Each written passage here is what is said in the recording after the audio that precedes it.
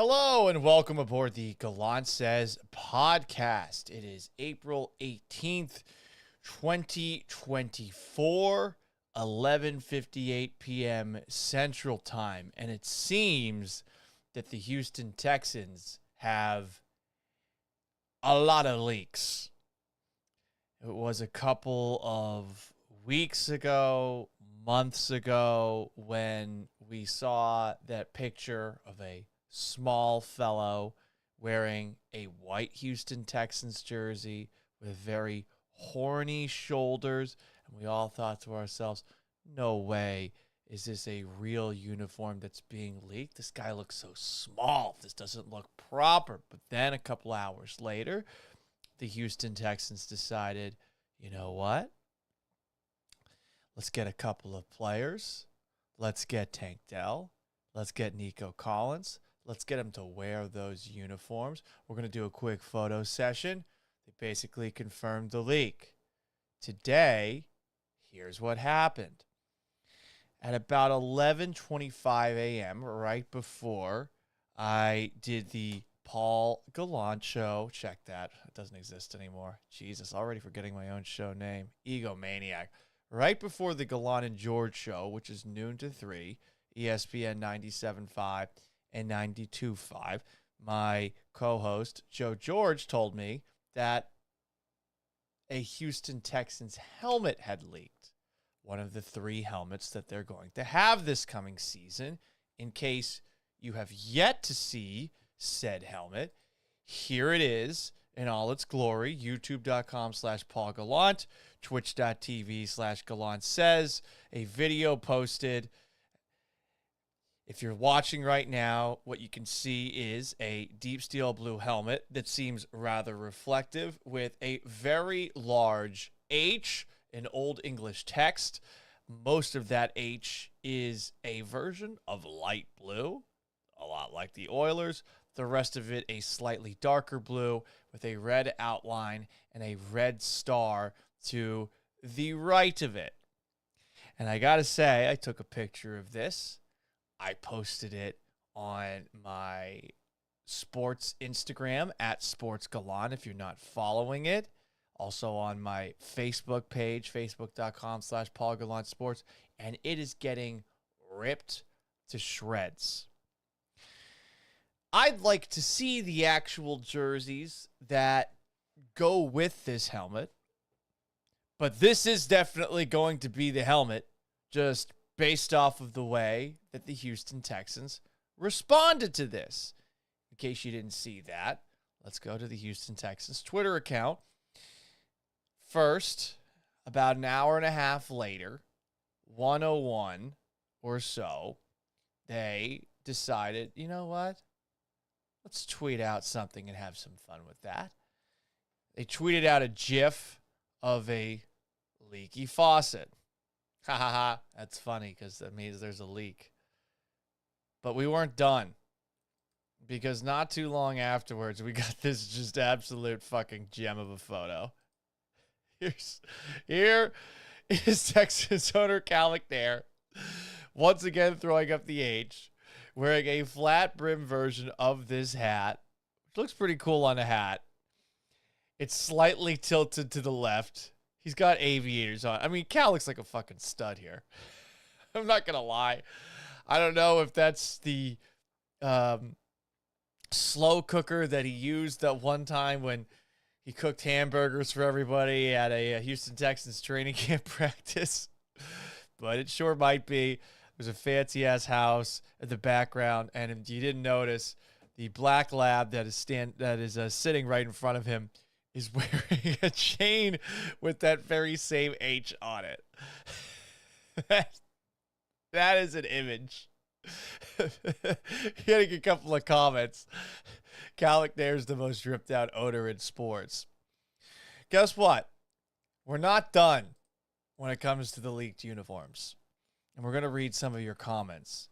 Because a Twitter account called CTESPN, which has 84.6 thousand followers on Twitter, tweeted out pictures of what looked like blueprints to the Houston Texans uniforms. Let's take a look. Again, twitch.tv/Galan says, youtube.com/Paul Galan, and on X @Galan says. So it looks like this is going to be very similar to the Houston Texans primary uniforms. What's different? The numbers, the color of the name on the back, the collar, and whatever the hell's going on the sides. The other jerseys, we already saw the white one. This looks like it'll be the battle red one. If you can't see it, you see the horns on the side. It's the one thing that we haven't seen is the helmet that goes with this uniform. I think the horns, I haven't seen it for myself, but I think you should take those horns as a hint. You got horns on the shoulder, blue numbers. I'm guessing that's a white outline. There's another uniform that was dropped that you already saw, the white one. Blue numbers, red outline. And then there's one more. And I think this is the one that's going to go with that helmet that has the H on the side as part of the Houston Texans H-Town blue look. I think you're going to be a little disappointed with this one because there's really not that much of that light blue. It's a very faint accent. Here it is. It says H-Town on the front. The outline of the number is light blue. The logos on the side are the Texans logo, but it's light blue outline with a red star in the middle. They got the H on the back of the jersey. I'm told that all of this, from people who actually saw this in person, looks a lot better when it's all put together. But a lot of people are not happy with this Houston Texans uniform change. I suppose I should wait before I have a take on what we're going to see. But as somebody who has been calling for the Houston Texans to change things up at all for the majority of the time that I've been here in Houston covering the Texans, which is October of 2011 on, I've wanted something new, something fresh. To me, this qualifies as something new, something fresh. They're going to have 3 helmets. I don't think you've even seen the coolest helmet yet. But I do think that everything that has been leaked over the past day or so is accurate. So if you want to know what's going to come next week during the NFL draft, it is available for you. We're going to talk about some other things on tonight's Gallant Says show, but I do want to read some comments before I get into it. Esaj says, shout out from Rosenberg, brother. Shout out to you. Frontrunner asks, Paul, is that you? Yes, it is. Jacob Heyer says, what up? Hi. What's up, Jacob? And Jay Fuentes, respecter. Was it you or Joe who hasn't seen Dune 2? Joe hasn't seen Dune 2. Hopefully he will have seen it tomorrow, by tomorrow's show. We'll see, though. Silof04 says, what's up? Ahmad says, what's up? What do you think about the idea of calling up Loperfido and Leon to replace Abreu and Myers? I don't know when it comes to Myers, but with Abreu, everything should be on the table. He's hitting 0.78. Johnny Lambeau says, we here up late. Yeah, more people are jumping in when I do this late. Personally, I'd like to do it a little bit earlier in the day so I can go to bed earlier. Yeah. Captain Insane 0713. What's up, Paul? Honestly, I can't believe it's taken this long for them to leak. Honestly, I can't believe that we're getting more leaks about the uniforms than we got before last year's draft. We didn't hear a fucking peep before last year's draft, did we? But when it comes to these uniforms, man, this is New York Jets-esque with all the leaks that are coming out of here. Jacob Myers, the whole Texans marketing team's got to get fired if they allowed Antonio Brown to leak all the uniforms. And Jay Fuentes Respecter says the same thing. I imagine if you go back to the picture of the helmet, and I'm putting this up on the big screen so you can see it. I saw Landry tweet this, and I think he's right. You could probably figure out who did this leak based off of the reflection in the helmet and his hands. I'm not as, attentive to hands and cuticles and such, but I feel like you'd be able to figure this out. I wonder if it's the same guy who leaked out the first stuff. Maybe it was an intentional leak. I don't know. Truly, I don't know. I do think it's funny that it's been leaked, though. I think a lot of people in the comments section like what they've seen from Cal McNair. Midnight Sensei says you don't sound satisfied. No, I think it looks pretty good. I do. I'm trying not to be as loud because I do have neighbors that are downstairs in my condo, and I don't want to wake them up.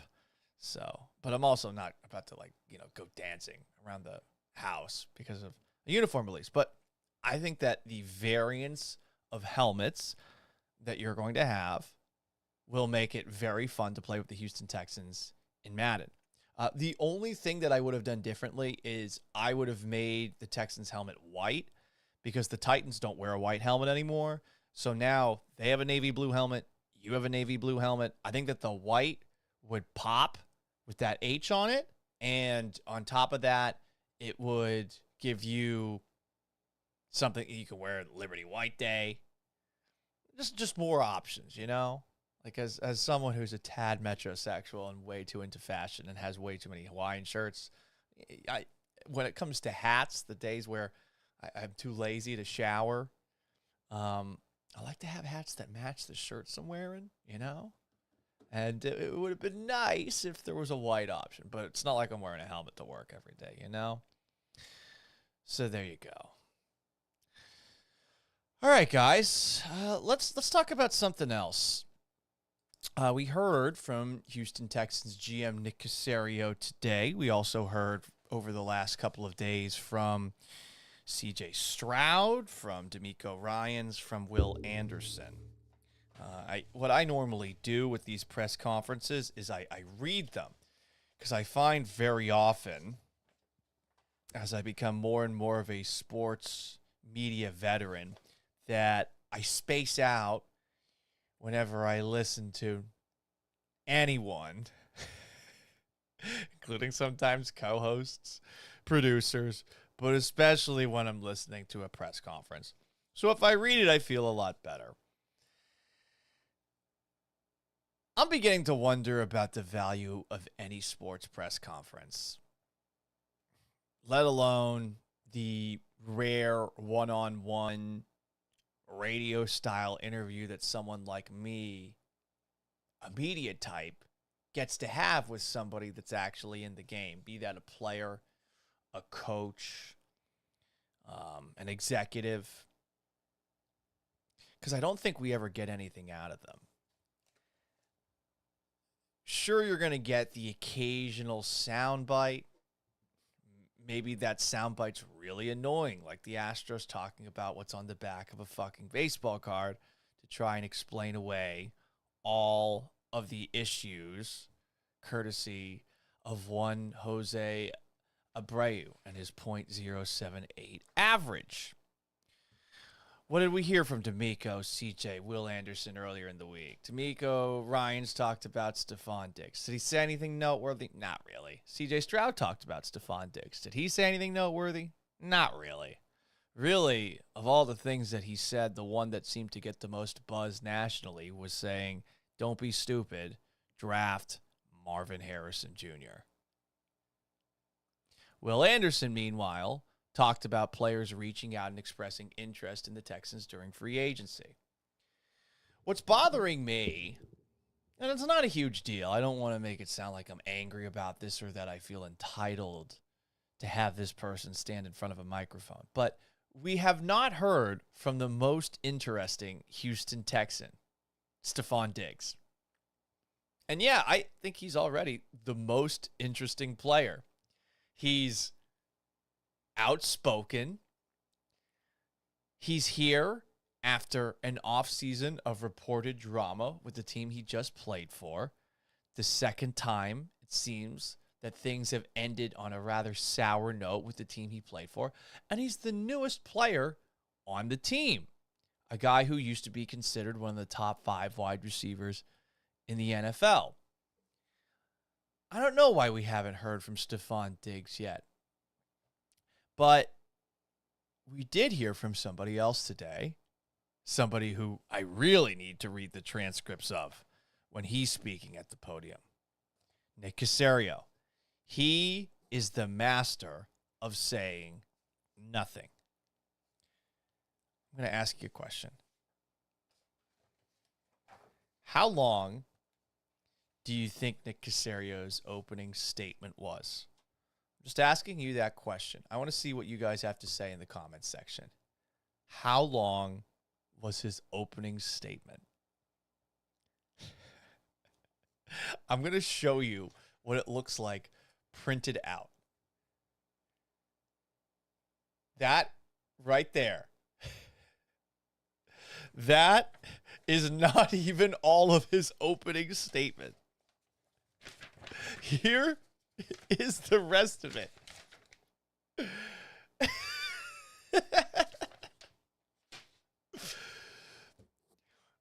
I put this into a Microsoft Word document and I highlighted all the words in the document because on the bottom of the app, it'll show you how many words. His first statement was 1,263 words. That's 2.5 pages double spaced for one answer. Probably would have been closer to 3 pages of total, all the way to the bottom of the third page. If you do the thing, which I'm sure all of you guys have done, where you make the periods a size bigger, one font size bigger when you're doing it double spaced, and it makes things slightly longer. I definitely did that a couple of times to make a paper go from being, I don't know, like 8.5 pages to 9 pages in college and high school. This man would be the greatest filibuster in the United States Congress with his ability to say so little in as many words. Again, 1,263 words with that opening statement. And I want to say, I'm not mad about it. One, I am not entitled to the truth about how a football general manager prepares for the draft or why he trades for a guy like Stefon Diggs. I don't feel like I'm entitled to that. His job is to build the best football team he possibly can in the best way he sees fit. And that's something that I actually trust him to do. And I have trusted him to do since seeing him join the Houston Texans. Why? Because I'm a little biased. I grew up in Massachusetts. I'm a New England Patriots fan by birth. Caserio was a big part of what they did up in Foxborough. I know Brady gets the majority of the credit. Belichick gets some of the credit. Caserio doesn't get as much as those two, but he was there for almost the entirety of that incredible 9 Super Bowl appearances, countless AFC championship games, 6 Super Bowl titles. He was there for the majority of that. What's ironic is, unlike Bill Belichick, who will give 1-2-word answers and probably grunts and snorts more at the microphone and scoffs at questions than actually gives answers, Nick Caserio goes the exact opposite route. Like, he drags these press conferences out, which is funny because you would think that these press conferences to him are wasted time that he could spend doing final prep for the NFL draft. So I say all that, Nick Caserio style, to say this. There were 2 answers that Caserio gave that were interesting to me. The first one came via a question courtesy of my guy, Jason Bristol from KHOU, which is Channel 11 in town. In case you missed it, here is Nick Caserio at the podium. Why do you think that he is a good fit? You talk about noise outside. There is a label, or people say, oh, he's a diva. And the fact that we haven't heard from Stefon yet, is that a Stefon thing, or is that a football ops thing? Yeah, number one, I don't even know what that definition means. So if someone can define that for me, again, like, we're not worried about, we're worried about what a player does when he walks in our building. So we do our research. We talk to our players. We talk to other players all the time. We talk to our players, as an example, like a lot of the guys are in the draft. we talk to those players. Hey, what are your thoughts about so-and-so? What is your experience with him? So, and we do our research, and then ultimately D'Amico and I sit and talk, and if we feel comfortable with the decision, then we go ahead and make the decision. Candidly, I think it's unfair to label anybody until they actually have an opportunity to walk in the building. Again, our environment's different than another environment, so we really don't know what's going on in 31 other buildings. We know what's going on in our building, so excited to have stuff here. And, when he gets here, I mean, certainly he's, he'll be available, maybe ample time for you all to visit with him. So, I mean, again, there's not too many people that have been available. We just started the off-season program. So, we're not, sign a free agent, bring a jersey up here and, do a big powwow. That's not how we operate. We don't believe in that. So that's just us philosophically. So other teams choose to do it differently. So we try to do what we think is right, and we're pretty consistent on that. I know Will and CJ were available the other day, so there'll be other players that are available at different points during the spring. So excited to have Steph here, and hopefully he can add to our team. You seem pretty mad answering that. A couple of things to note. He is right when he says we're going to wait for somebody to get here before we actually judge him. He is wrong in saying that we don't do things that way. We don't throw a little show when introducing a new player. They did it for Danielle Hunter. They did it for Joe Mixon right after those guys joined the team. Stefon Diggs, for whatever reason, they didn't go that route. So let's rewind just for a moment to the best part of this answer. The fire that Nick Caserio directs back towards Jason Bristol after asking what I think is a very fair question that is legitimately on the mind of most NFL fans, and I would say some skeptical Houston Texans fans who wonder about his overall fit given his just ability to be frustrated in good situations. He is someone that does seem like he needs a lot to stay happy. It's not to say he's always unhappy, but someone who spoke with somebody who covered him in Buffalo sounds like he's just very blunt and very honest, but sometimes he's wrong with the gut feelings he has, which would lead some to call him a specific word. Let's go back to that question. In some capacity. Why do you think that he is a good fit? You talk about noise outside. There is a label, or people say, oh, he's a diva. And the fact that we haven't heard from Stefon yet, is that a Stefon thing, or is that a football ops thing? Yeah, number one, I don't even know what that definition means. So. Come on, Nick. Everyone knows what a diva is. Now, maybe while with the New England Patriots, you didn't deal with that many of them, but there were definitely players who had flair while Caserio was up there. Chad Ochocinco was a Patriot for a brief amount of time. Randy Moss was a Patriot for a brief amount of time. To say he doesn't know what that means, it's disingenuous. But I get what he's doing here. He's being defensive of a guy that they just brought in. Probably important to do that, given that you erased the last couple of years of his contract, and this is a season where he is going to be playing for a new deal, either here in Houston or elsewhere. So he's being defensive. Is the defensiveness necessary here? I don't know about that, but that was Nick Caserio's answer when asked about Stefon Diggs being a diva. So that's the first noteworthy answer that Caserio gave. But this is the one that really intrigues me, and it makes me wonder just how long the Texans, and specifically Caserio, have been thinking about Diggs. Football standpoint with Stefon, what do you feel like you guys get in him just in terms of versatility, all the things he can do? And many years ago, you were thrown to him at that Maryland Pro Day, and You weren't there for that, were you? I was. I watched you. I thought you threw well. It's funny. It's funny you bring that up. No, actually, I was there for that workout. Actually had the opportunity to meet with them after the workout as well as part of our process. So, I mean, I would say like that information, honestly, is probably more relevant than, what other information might be kind of floated around outside the building.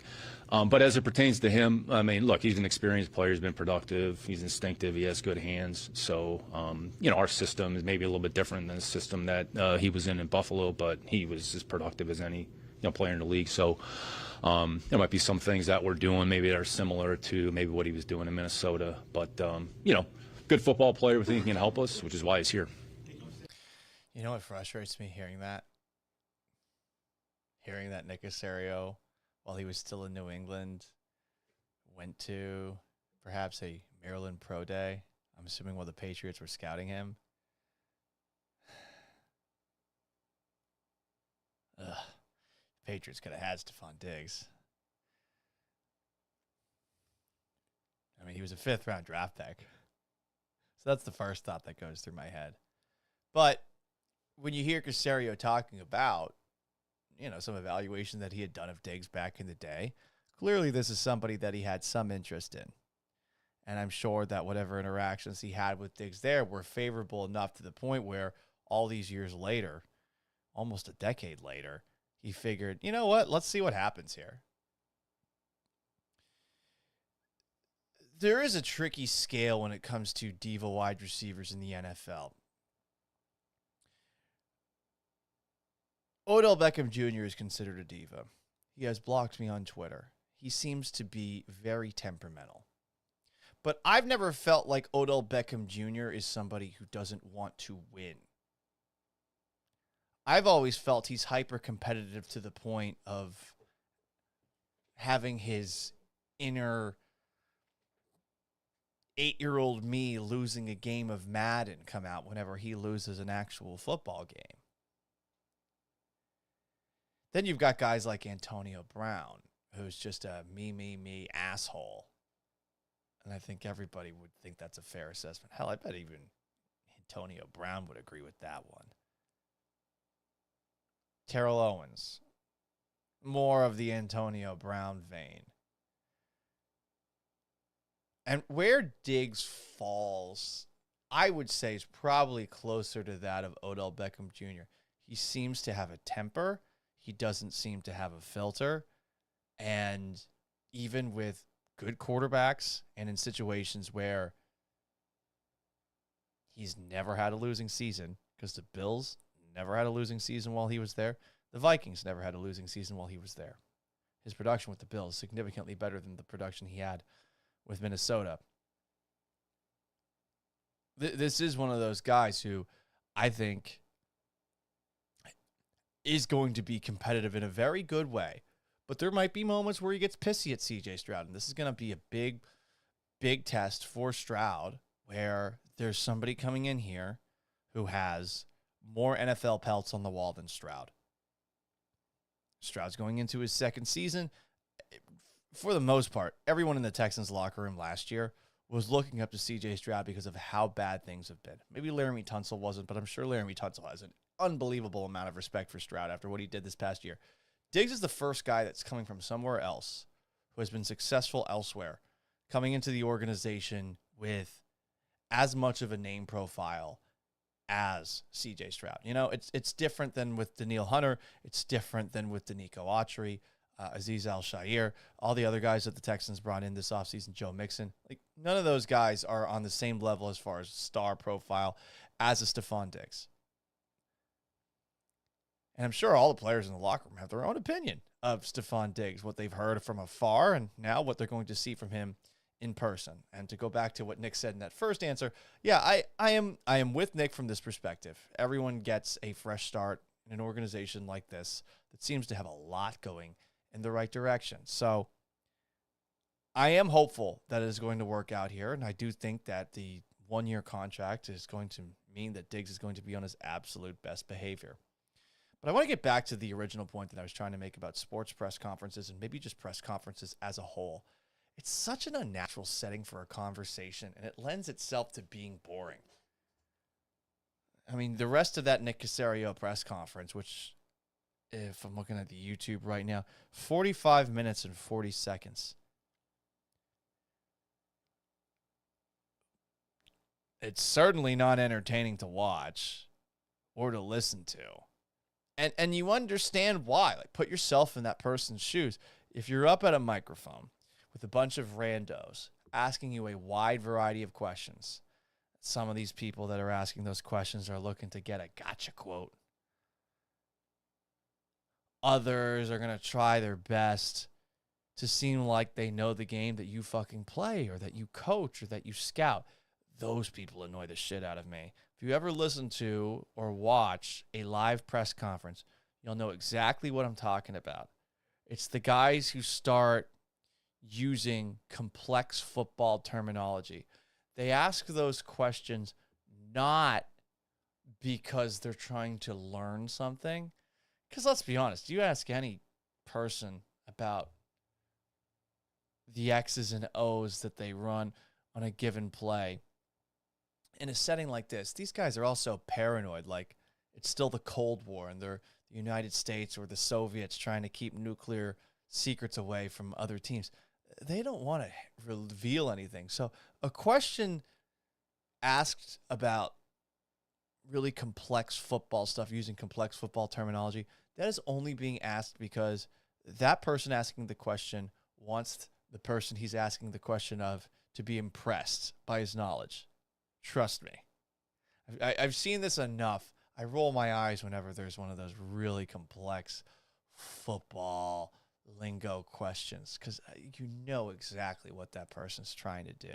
I belong here too.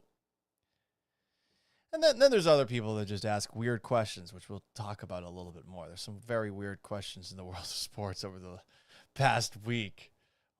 Especially asked of, right now, I guess, the highest profile athlete in all sports. So if you're in one of these press conference settings, why would you want to share with the people that are asking you questions like anything true? Why would you want to be yourself? Why would you be anything but guarded?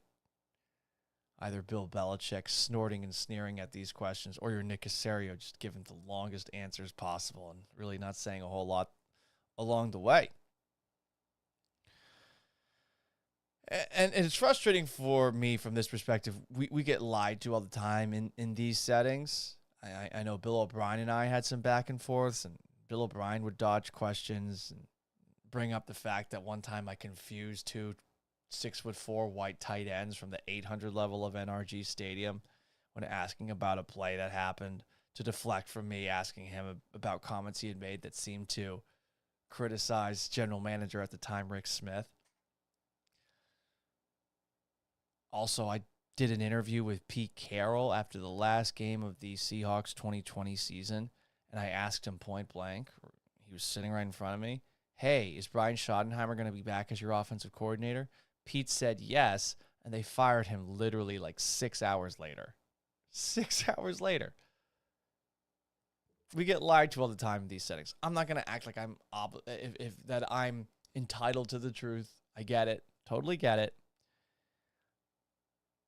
Whether it's this setting or the interviews that we do on the radio, you do get people who are honest from time to time. But for the most part, especially in 2024, you're talking to people who are praying that they don't accidentally say anything that some asshole like me is going to turn into some contextless clickbait bullshit. And that's why the vast majority of these press conferences are boring.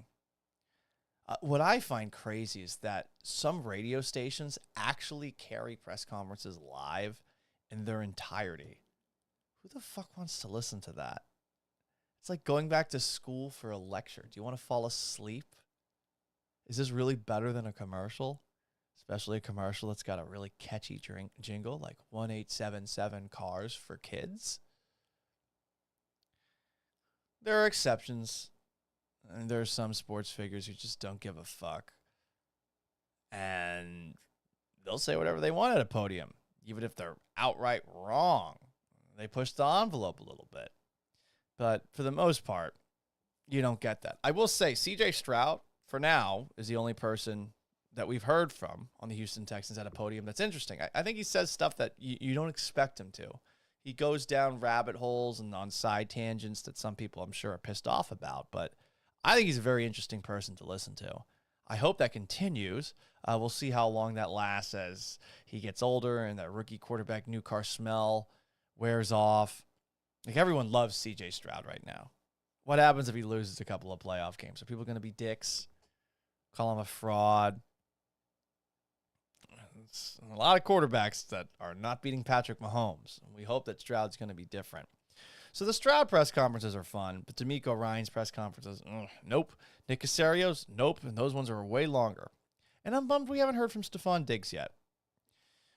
So here's my question going forward. This is a question I'm asking of you for the show, the Gallant Says podcast, youtube.com/PaulGallant, twitch.tv/Gallant Says, on Twitter @Gallant Says, Instagram @SportsGallant, and on Facebook.com/PaulGallantSports. My question going forward, should I react to these Houston Texans press conferences on a regular basis? Because it clearly works from a numbers perspective for my guys Landry, Cody, Seth. From a do I care perspective, I don't know if I'm ever going to be able to sound passionate or care about things said at a press conference. And I think it's really important in this industry. If you're going to talk about anything, you better be interested in it. So I'm curious if you guys want that from me as I try to figure out how to do a show that people who like Houston Texans thoughts, Houston Astros thoughts will actually tune in to watch me talk about. But also at the same time, like, I don't want to bore people, and I don't want to sound like I'm bored with the topic that I'm discussing, you know? Let's read some comments. Johnny Lambo, I can't imagine having to listen to a Jerry Jones press conference as a fan. Poor Dallas. I mean, yeah, if you're a fan of the Cowboys, it probably gets aggravating. It's certainly fun, though. That's for sure. Captain Insano talking about CJ with Diggs. CJ's a leader, just like D'Amico. Diggs isn't Antonio Brown. Yep, that's for damn sure. Oh, boy, I'm yawning. That's not good. Rick Hagewood, remember the linebacker on the Broncos when he bucked up Stroud? Yeah, I remember I asked CJ Stroud about that after the game. And he said something along the lines of standing on business. Yeah, that was an interesting moment. I kind of wish that some of the offensive linemen had just killed him. They got like 2 15-yard penalties for it. I guess they shook hands and made up for it after the game. All right. Speaking of press conferences, there's only been one press conference that's been discussed over the past 24 hours. It's Caitlin Clark's introductory press conference with the Indiana Fever. Yeah, I'm about to talk about a WNBA player press conference. How dare you think I wouldn't? I am a white knight. I stand with women. I really respect women. I respect women so much that literally on Tuesday, I saw somebody working at a place that I was stopping by for a little bit of time, the place where I was part of my condo association. We had a condos association meeting. There's a cute receptionist. So yeah, I went on LinkedIn and tried to see if I could find her. And then sent her a message on LinkedIn asking her out. And get this, she actually responded. We're going on a date on Saturday. That's how much I respect women, that I'm willing to go on LinkedIn and stalk to find this person so I can ask for their number and maybe out for a drink. But people aren't talking about women's sports at this point in the week for the right reasons. It's being talked about for all the wrong reasons, which it shouldn't be surprising in 2024. People are talking about Caitlin Clark and her introductory press conference with the Indiana Fever because of a Indianapolis Star columnist by the name of Greg Doyle, who is a pretty relevant columnist. As far as local columnists go, this guy's been one of the best for a very long time. And I say best not because I know whether or not he's a good writer. I'll just say he's a provocateur, and his name is out there regularly. He used to write for CBS Sports. Now he writes for the Indy Star. As someone who's a columnist for the Indy Star, you're going to have to cover some sports that maybe you don't expect to, like a WNBA player being drafted, a player who was about as transcendent as it gets for women's sports, Caitlin Clark. Here is one of the questions that he asked Caitlin Clark at her press conference to joining the Indiana Fever on Wednesday. Hi, Caitlin. Greg Doyle, Indy Star. Real quick, let me do this. You like that? I like that you're here. I like that you're here. I do that at my family after every game, so. Okay, well, let's cool. start doing it to me and we'll get along just fine. So, look at her face. And hence,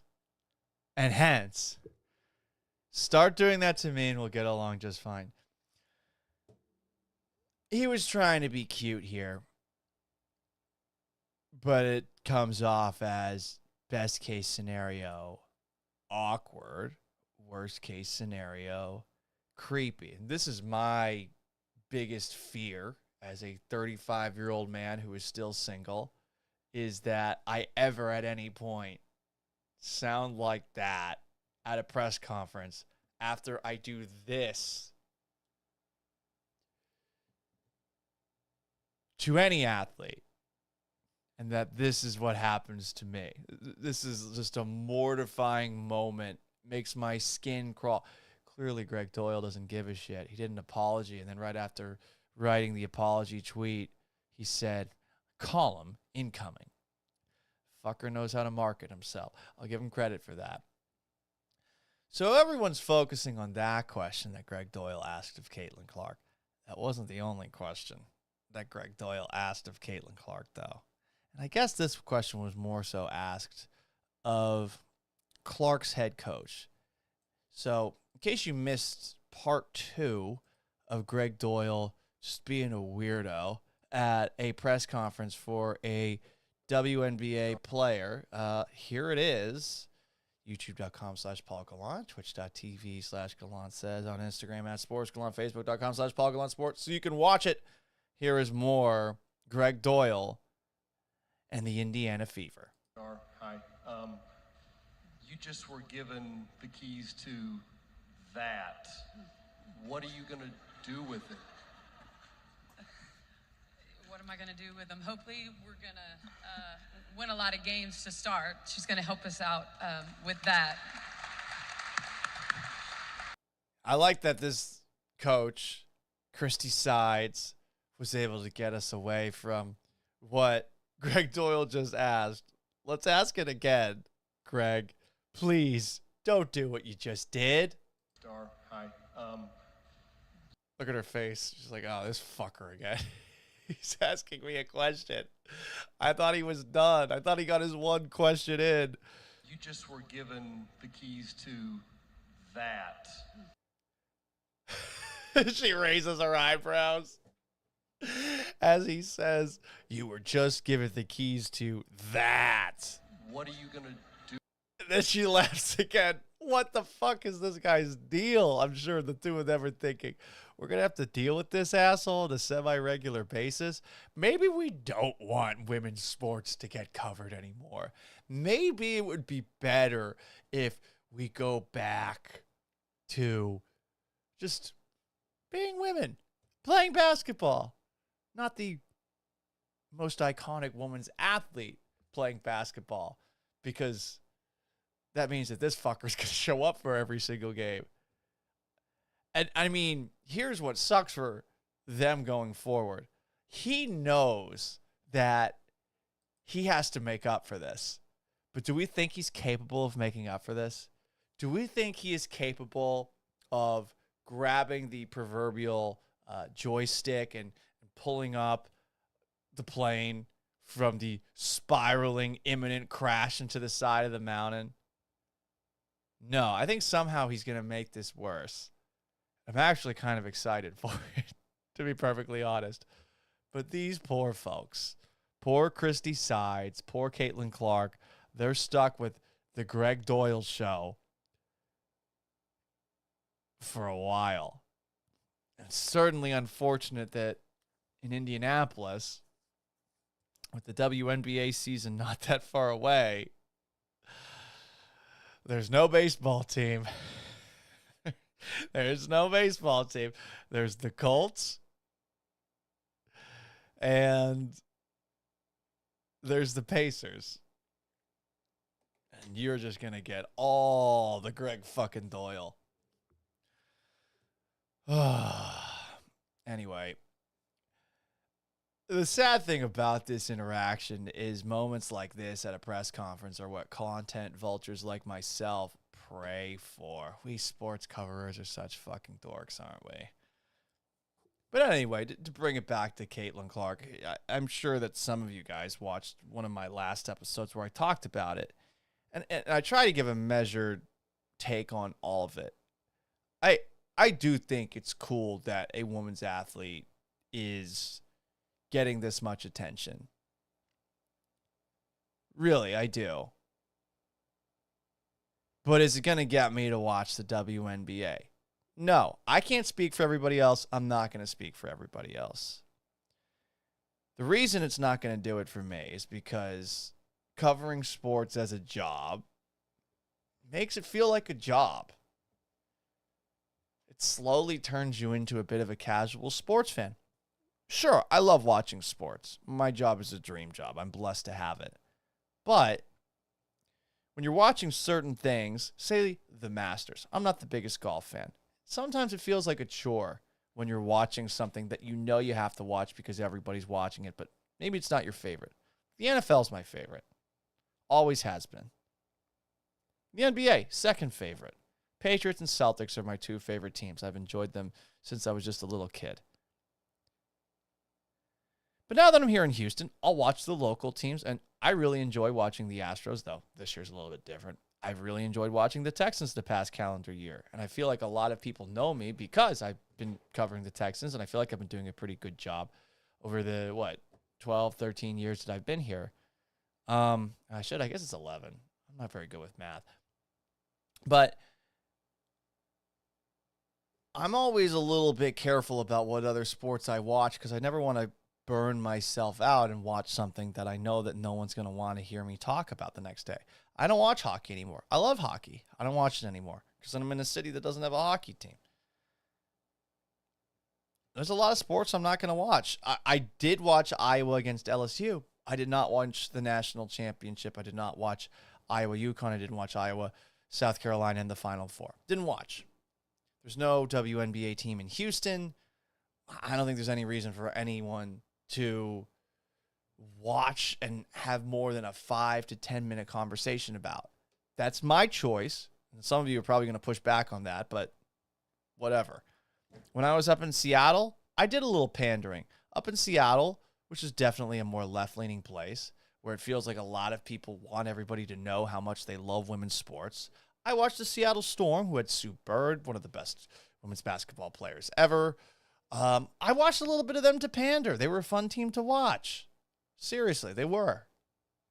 But I didn't watch them that much. I watched them like 2-3 times or something like that. I'd tweet about it and be exactly everything that I hate.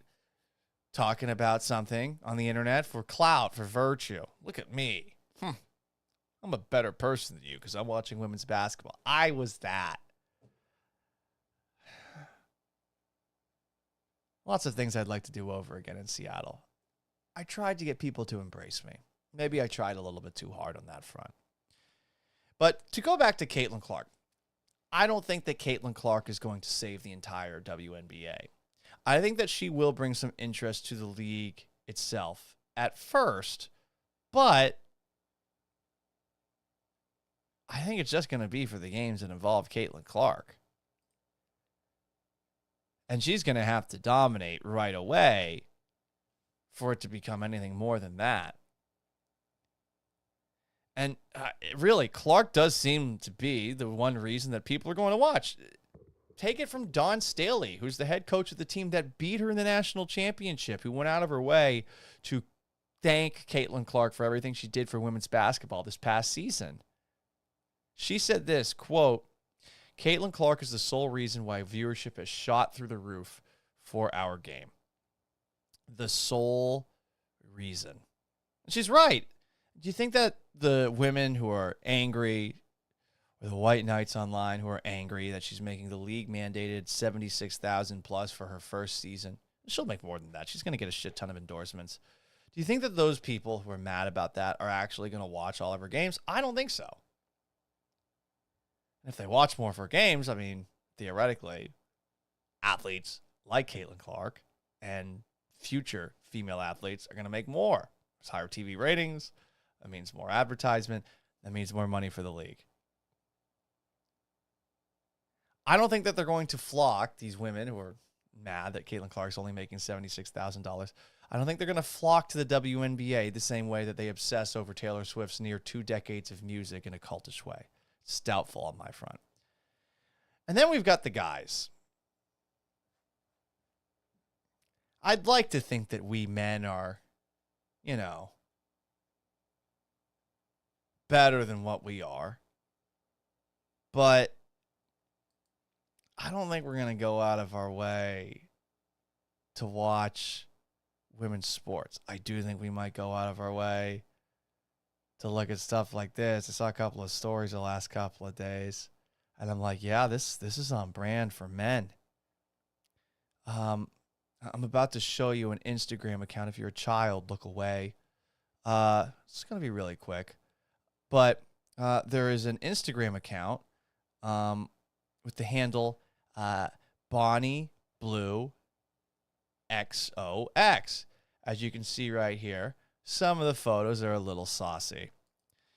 Well, Bonnie Blue, in about, let's say, a month, made, do a little math here, made 3 times as much as Caitlin Clark will make from the WNBA this coming season. How did she do it? She's an OnlyFans star. She went to Cancun saying it was her mission to sleep with 100 spring breakers. She made $250,000 from that trip. Guys are willing to watch shit like this when it involves women. Guys are willing to pay for shit like this when it involves women. But for the WNBA, no. The burden of having a penis. We're stupid fucking Neanderthals. Hell, we've got so many horny people that we've got incels making shit like this. These are artificial intelligence women. And by the way, these artificial intelligence women are part of a contest. And I'm sure that the incels that are making these with artificial intelligence, they probably are. I think that these guys are actually in a competition hoping that they're going to be able to make money by having the sexiest artificial intelligence image of a woman. God, we're sad. But this is the kind of stuff that we watch. Like, we watched Transformers. Did we think the movie was good? The action was cool. We were also watching it for Megan Fox. So we are. I'm not trying to say it's good or anything like that, but I don't think men are about to go start watching the WNBA for Caitlin Clark. I just don't. You know? I feel like there's more of a chance of men watching women's gymnastics for Livy Dunn than there's a chance of people watching women's basketball for Caitlin Clark. And look, sure, there's going to be some people who do it, and I'm sure a lot of people are going to get pissed off at me for this, but I'm just trying to be honest here. I think Caitlin Clark, by the way, is going to be just fine. She's got personality. She did well on Saturday Night Live. I don't know if you saw her do Weekend Update with Michael Shea, who regularly shits on women's sports. She held her own, I thought. Obviously, they wrote in a lot of her jokes, but she's got a natural presence to her. Assuming she's successful in the pros, she's going to do great. And I think the cool thing for Caitlin Clark, there's a lot of media that want her to happen. I don't know how many people saw this article. This is CNN. Look at this stupid fucking headline underneath a massive advertisement. Opinion by Amy Bass. Caitlin Clark is still the GOAT, but she's not the only one. This is driving me crazy. The word GOAT has lost all meaning. GOAT stands for greatest of all time. Caitlin Clark is still the greatest of all time, but she's not the only one. And this article talks about her at the college basketball level. No, there's either one greatest of all time or there's no greatest of all time.